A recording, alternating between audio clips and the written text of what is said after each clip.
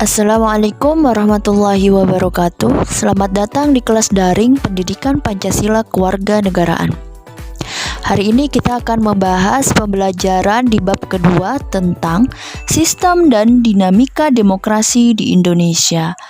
Ada 3 sub yang akan kita bahas. Yang pertama tentang hakikat demokrasi, yang kedua tentang dinamika penerapan demokrasi di Indonesia, yang ketiga tentang membangun kehidupan yang demokratis di Indonesia.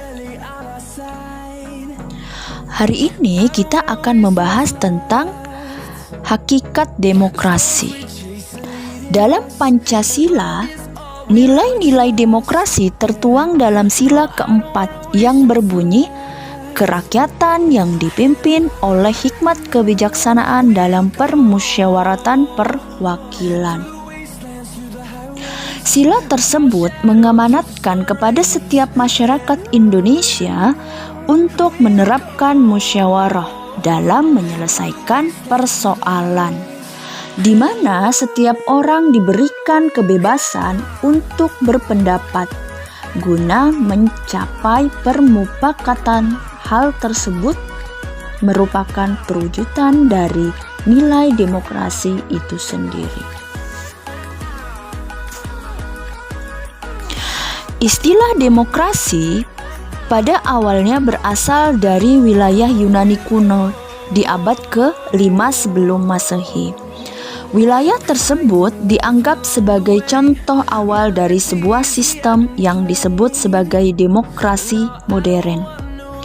Istilah ini terus berkembang seiring berjalannya waktu, bersamaan dengan perkembangan sistem demokrasi di banyak negara.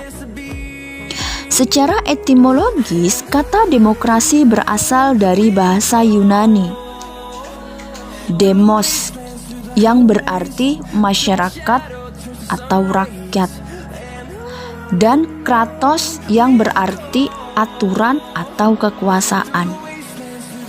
Jadi, demokrasi berarti kekuasaan di tangan rakyat, atau yang lebih kita kenal sebagai pemerintahan dari rakyat, oleh rakyat, dan untuk rakyat. Nah, istilah demokrasi memiliki makna bahwa dalam sebuah negara demokrasi, kekuasaan tertinggi berada di tangan rakyat.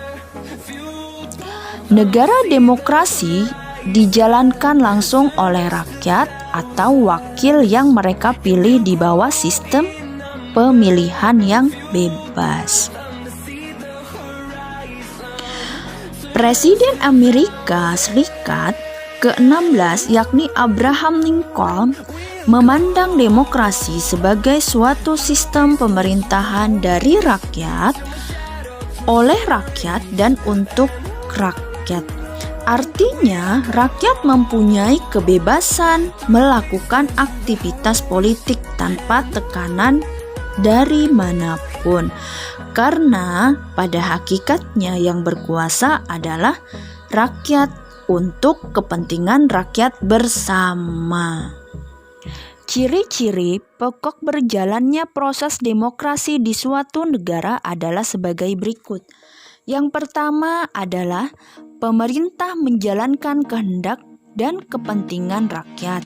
Yang kedua, adanya pemisahan dan pembagian kekuasaan pemerintah. Yang ketiga, adanya mekanisme tanggung jawab dari pemerintah. Kriteria menentukan situasi demokratis. Kriteria yang dapat digunakan untuk menentukan situasi demokratis dalam kehidupan masyarakat suatu negara antara lain sebagai berikut. Yang pertama adalah kekuasaan. Pemerintah yang demokratis erat kaitannya dengan pelaksanaan kekuasaan.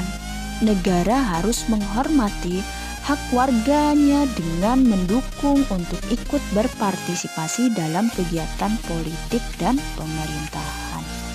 Yang kedua, keadilan.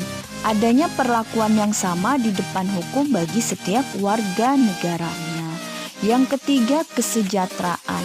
adanya kesempatan yang sama untuk menikmati hasil pembangunan dan penghidupan yang layak sesuai dengan kemanusiaan. Yang keempat, peradaban. Adanya kesempatan pengembangan pendidikan, kreativitas, dan kebebasan dalam berkarya atau berinovasi. Yang kelima, apeksi. Adanya hubungan antara rakyat dan wakil rakyat di lembaga perwakilan. Para wakil rakyat diharapkan dapat memperjuangkan aspirasi dan kepentingan rakyat di parlemen. Yang keenam, keamanan. Adanya jaminan keamanan dan keselamatan bagi seluruh warga negara dalam kehidupan mereka. Sistem demokrasi telah dianut sebagian besar negara di dunia. Namun, dalam pelaksanaannya terdapat berbagai macam bentuk sistem demokrasi yang dapat diklasifikasikan berdasarkan titik berat perhatiannya, ideologi, dan penyaluran kehendak rakyat. Dilihat dari titik berat yang menjadi perhatian demokrasi dibagi menjadi 3 bentuk. 1. Demokrasi formal. Demokrasi formal adalah demokrasi yang menjunjung tinggi persamaan dalam bidang politik tanpa mengurangi atau menghilangkan kesenjangan dalam bidang ekonomi. Demokrasi jenis ini umumnya diterapkan negara berpaham liberal. Yang kedua, demokrasi material. Demokrasi material adalah demokrasi yang memandang manusia mempunyai kesamaan dalam bidang sosial, ekonomi, sehingga persamaan bidang politik tidak menjadi prioritasnya. Demokrasi material umumnya dikembangkan di negara berpaham sosialis komunis. Yang ketiga, demokrasi campuran. Demokrasi campuran atau demokrasi gabungan adalah jenis demokrasi campuran dari demokrasi formal dan material. Demokrasi jenis ini berupaya mengambil kebaikan dan membuang keburukan. Dari demokrasi formal dan material, demokrasi jenis ini umumnya diterapkan negara yang tidak berpaham liberal maupun sosialis komunis. Cara menyampaikan pendapat. Berdasarkan cara menyampaikan pendapat, demokrasi dapat dibedakan sebagai berikut.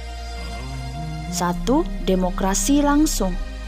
Dalam demokrasi langsung, rakyat menyalurkan kehendaknya. Pada demokrasi langsung, rakyat diikutsertakan dalam proses pengambilan keputusan. Rakyat dapat menyalurkan hak dan pendapatnya tanpa perwakilan.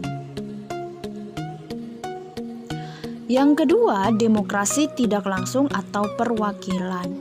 Dalam demokrasi tidak langsung atau perwakilan, rakyat memilih wakil-wakil sebagai pemegang kehendak rakyat. Pada demokrasi tidak langsung, rakyat tetap merupakan pemegang kekuasaan tertinggi. Rakyat memilih wakilnya dalam pemilihan umum untuk membuat keputusan politik. Sampai di sini pembelajaran kita. Apabila ada yang ingin ditanyakan, silahkan ditanyakan. Ibu akhiri, Assalamualaikum warahmatullahi wabarakatuh.